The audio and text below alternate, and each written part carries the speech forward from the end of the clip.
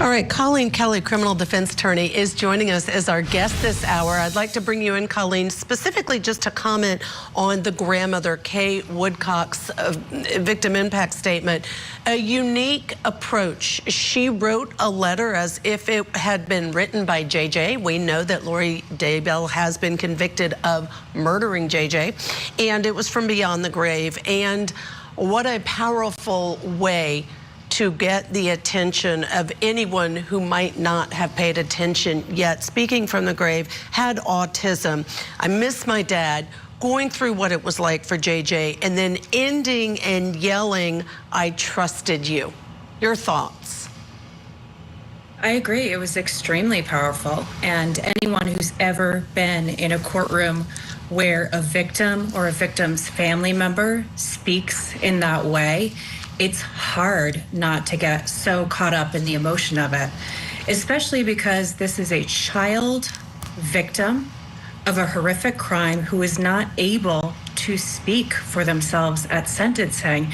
And rather than just explain what happened in the third person, it really brings that person into the courtroom and makes everyone feel so much more sympathy for what they had gone through. Yeah, it is so hard to listen to, and it just reminds us that the number of victims affected by this criminal is great. It just continues. We're going to take a break. You're going to stand by, because coming up next, we'll hear the victim impact statements from family of Brandon Boudreaux. Stay with us. We'll be right back.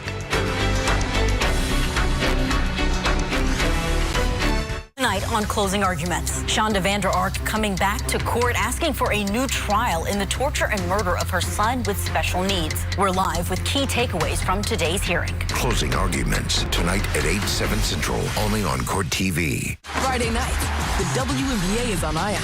The Mercury try to contain the Liberty. Then the Wings fly into battle against the Valkyries. Coverage begins tonight at 7. Find Ion wherever you watch.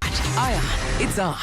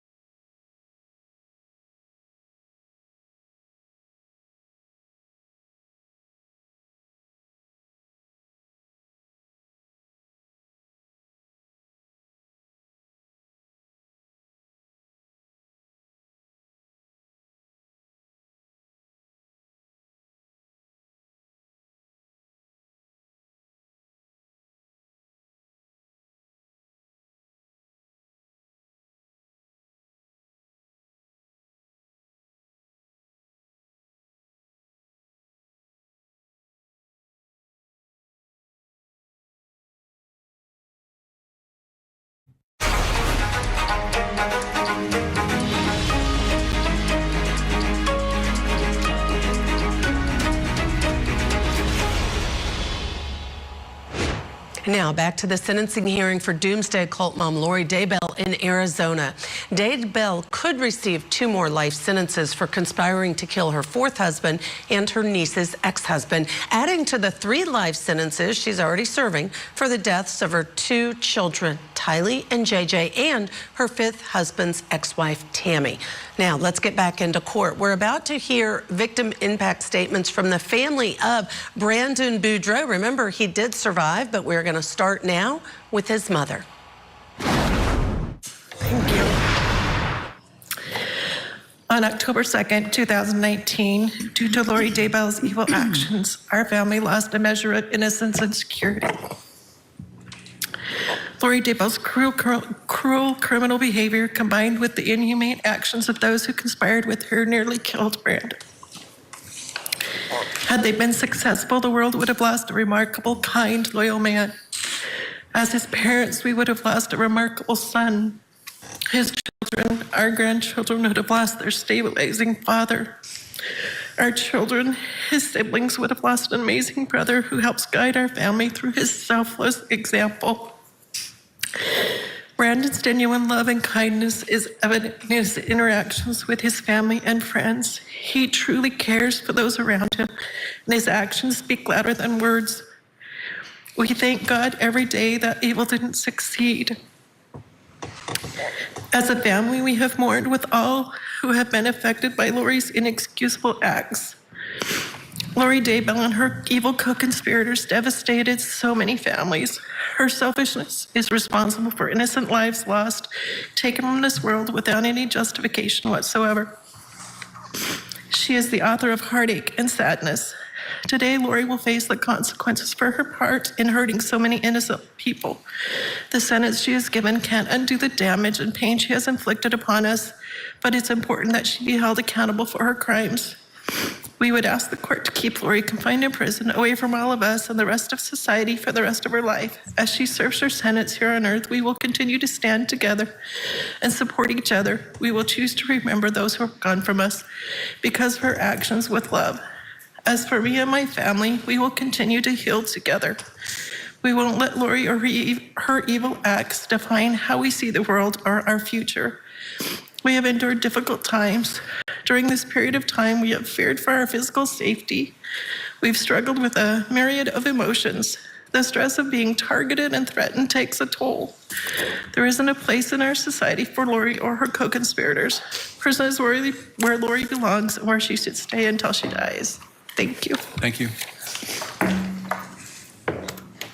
Next is Brock Boudreaux, Brandon's brother.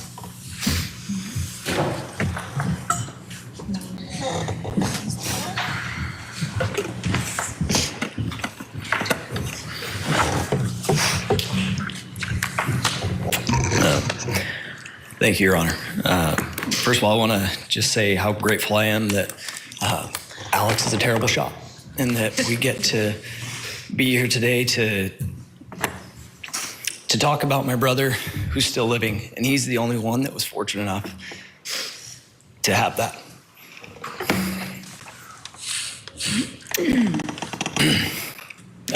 My name is Brock Boudreaux, and I'm the younger brother of the victim, Brandon Boudreaux. I'm writing on behalf of my wife and myself, and I'm here today to talk about the toll that this heinous crime has taken on our lives, as well as the lives of our family. From the moment I found out my brother was having marital issues, I was there for him, trying to help. He was abandoned by his then wife, Melanie, in Utah, with his children at the end of June 2019, and forced to fly back to Arizona. I offered to help him and flew back to Arizona. When we arrived back at his home, we were both surprised to find his wife already home, having driven back to Utah after abandoning them all there. During that night, I helped the children get to bed and allowed my brother and his wife to try and talk and figure things out. Overhearing their conversations, I realized just how deeply involved Lori, Alex, and Chad were in the failure of my brother's marriage. The next morning, I was talking with Brandon, and he told me how happy he was that I was there because Melanie had called her Uncle Alex the night before. And Brandon had mentioned how he was really scared of Alex and that he was capable of killing someone and had tried before. At the time, I thought my brother was being a bit dramatic. But only a week later, I received the news that Alex had done just that, and he murdered Charles. This was the point where we started beginning to fear for our family's safety.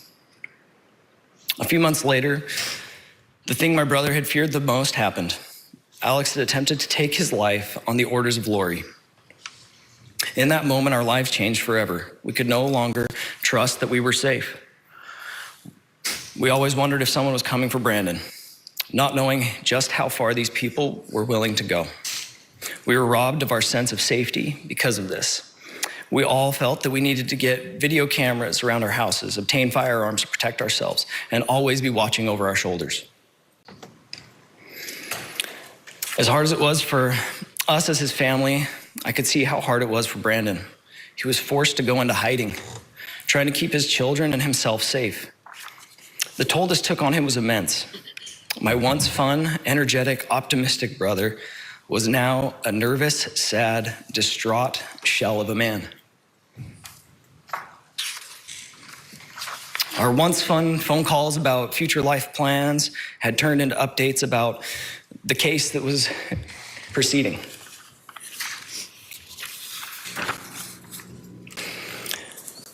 June 2019 was the beginning of so much sadness in our family's lives. As the story unfolded and things became more public, our family name, being so unique, started to be recognized and associated with the ongoing trials and investigations. I'm a practicing dentist in the state of Arizona, and now I constantly fear of people Googling my last name. Having things pop up about the case rather than information about me or my practice. I would like to think that this has not affected people deciding whether to come and see me or not, but I'm sure it has. Our lives have now become entangled with a story none of us wanted to be a part of. We are forced to have hard conversations with our young children, trying to explain why someone would want to kill their uncle. This has forced us all to watch as Brandon has had to share custody of his children with a woman we all know was involved in his attempted murder. It has forced us to sit back and watch as our name has been publicly defamed and slandered by that same woman. Somehow, she still walks free, but I hope someday she gets the justice she deserves as well. For now, all we ask is that you recognize the pain and suffering that has come from the actions of all the people involved and give a sentence that is fitting. Thank you. Next is Desiree Smoot, Brandon's sister.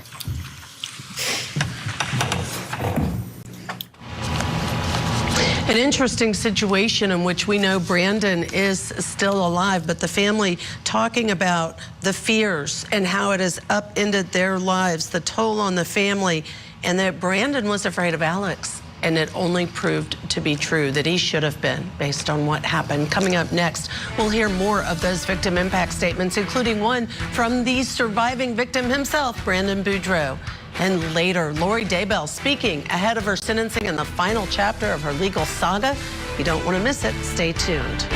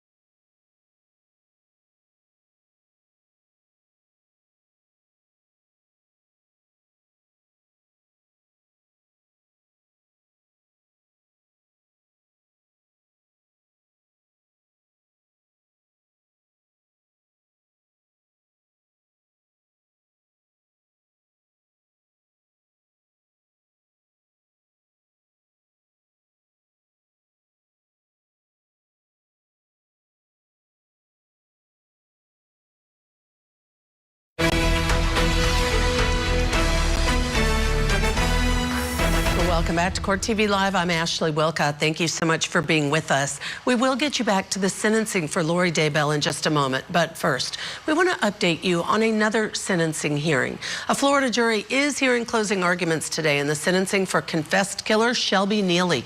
Neely pleaded guilty to killing his mother-in-law, father-in-law, and brother-in-law. Those murders came almost a year after Neely killed his wife, Jamie. Today, the judge spoke directly to some of the victims' family members outside of the jury's presence. A little unusual, but the judge said he wanted to make sure that jurors are not potentially influenced by their behavior or what they are wearing, including the victim's son, who wore his military uniform to court. Today, you're in full military gear, right? So, same thing I'm wearing my father's funeral. Right. I understand that, all right? But that's not what the purpose of this is today, okay? And we don't want a situation where it appears as if you're trying to make a statement. I'm not making a statement. I'm wearing this because I wore this to my father's funeral. He did this. So my point I understand. Just tell me. All right, well, I have to rule on this, and this is really for their benefit, which is he's allowed in the courtroom, he's allowed to walk around because of his physical issues, but it's not going to be in uniform, okay? So bailiffs, if you can make sure that that happens, okay?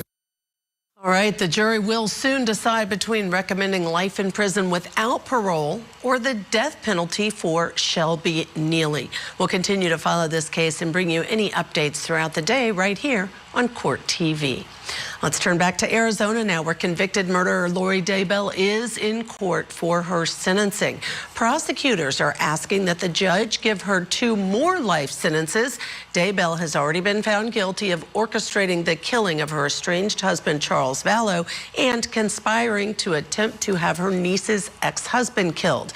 Let's go back into court. Members of the surviving victim, Brandon Boudreaux, are giving their victim impact statements.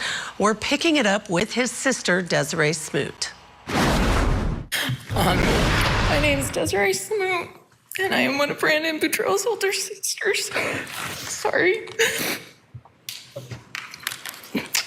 It is extremely hard for me to explain just how much my brother means to me and how much the decision of Lori Daybell and others to conspire to shoot him on October 2nd, 2019 has impacted my life and my family's life. Nothing prepares you to hear your dad tell you that someone tried to shoot and kill your brother and that they missed him by inches. The shock, anger, helplessness, and fear you feel is unimaginable. Our lives were completely changed after that day. I saw my brother in person a few days after the attempted shooting, and I will never forget that moment. I can still see him today. His face was so full of fear and shock. He couldn't comprehend what had happened to him. He feared for his life and for his children. As an older sister, there's nothing you want more than to protect your brother, and I couldn't do anything. I couldn't take away his fear and pain. I couldn't fix this. I can still hear my brother's voice as he broke down on the phone. He cried to me, asking how he was supposed to explain this to his children when they were older. How was he supposed to tell them that someone who was supposed to love him tried to take his life? The heartache in his voice broke me. I knew that this was a reality that he was going to have to face at some point. The trauma for him and his kids will never be completely over. The following months after the attempted shooting of Brandon, my husband and I lived in constant worry and fear as we tried to help support Brandon and my nieces and nephews. During this time, my husband was called by my dad and asked to rush over to their house because there were people there that we were really scared of. I remember being terrified for my brother, my nieces and nephews, my parents, and my husband. During that time, we also lived in fear that someone could possibly show up at our house. We had my brother and my nieces and nephews at our house quite often, and we had to be so vigilant in being aware of our surroundings because we didn't know if people were going to show up, people that were trying to hurt my brother. The stress and fear greatly impacted my husband and I as we tried to appear normal for our own kids and for my nieces and nephews because we didn't want them to be worried. Our work lives were impacted as we tried to balance our jobs with the stress and fear we were experiencing. I have never known fear like what we experienced for those few months after the shooting. Eventually, my brother was so scared he decided he needed to take his kids and go into hiding because he didn't feel safe. My mom, my sister, and I decided we would split up the time and each go and support Brandon and help with the kids. I took off a week of work and left my own family to try and offer a little bit of love and safety to my nieces and nephews whose lives have been completely changed because of others' choices. Brandon and I worked hard to try and keep everything normal for his kids while both of us were scared and worried. We didn't want the kids to feel our fear, but we were scared. The amount of stress this balance put on us was extremely hard.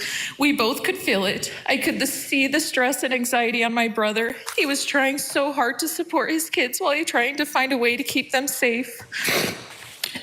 Family means everything to me, and I am extremely protective of mine. I have felt so angry and helpless because I haven't been able to fix this for my brother and my beautiful nieces and nephews. My heart aches for the realities my nieces and nephews will have to face as they get older and realize what happened to their dad and how all of this impacted their lives and will continue to impact their lives. It is not fair, and I hate it. I have to talk to my own kids about the fact that someone tried to hurt their uncle, someone they love greatly. These are not things any parent wants to have to discuss with their kids.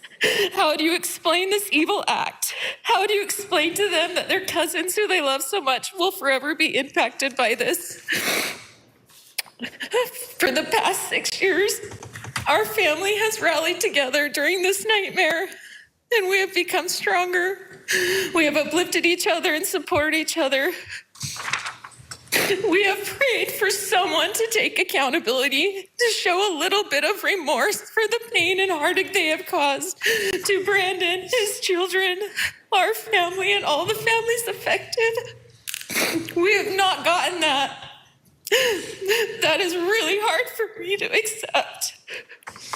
I pray every day to be able to forgive people who have caused so much heartache and pain to the people I love.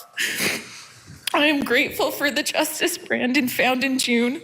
I am grateful for the people who worked for that. Today I am asking the court to take into consideration how much these acts have impacted my brother and his kids, how much it impacted all of our family and all the other families. Please help Brandon find a little peace as he strives to put his life back together and keep his family safe. Thank you. Thank you.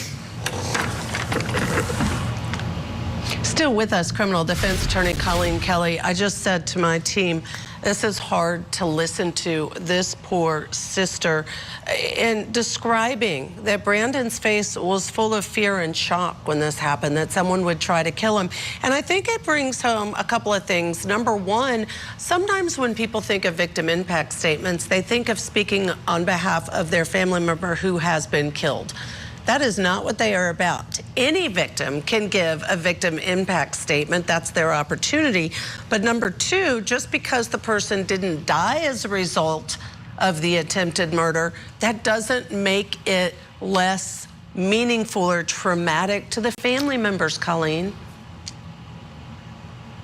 And what she really illustrated in her statement was just how far-reaching the impacts of this woman's actions are on this family. It's not just the people who died, it's the rest of the family and the trauma that they will suffer for the absolute rest of their lives. And I think her statement really brought that point home to anyone who's listening. Yeah, I agree. Talk a little bit about historically, legally, the reason in the first place that victim impact statements are allowed at sentencing hearings. Well, they're allowed for a judge to get a better picture about what an appropriate sentence is for the defendant. And also the defendant gets a chance to speak. And I think that you have been talking about this, that we don't know at this point if Lori Daybell is going to address the court. And frankly, if you're listening to all the other victim impact statements, I don't know what it is she could possibly say to make anything better for her. The only thing she can do at this point is make it worse. Well, I agree, especially Lori Daybell can make it worse. We do know now later on she does speak, but to your point, I don't know if it makes it better or not, but ideally, if I were in the courtroom, I would want to hear remorse, sorrow, an apology that's heartfelt and genuine in the role, accountability. But I don't expect any of those things out of someone like Lori Daybell because she's never offered any of that. She's done interviews, she's been in court, she's represented herself, she's testified, she's given statements. None of these things, Colleen, if I could just ask you, ever come out of Lori Daybell's mouth. No, nothing. She's taken no responsibility, which is what the judge is looking for. And frankly, you can hear in these statements, that is what the family is looking for as well. And it's what the family deserves, but I don't expect it. We'll have to wait and see. Maybe she'll surprise us both. Stay with us. We're going to take a break. When we come back, up next is another one of Boudreaux's sisters reading her victim impact statement. And then again, Lori Daybell does make her final statement to the court. Not to be missed. Stay with us here on Court TV Live.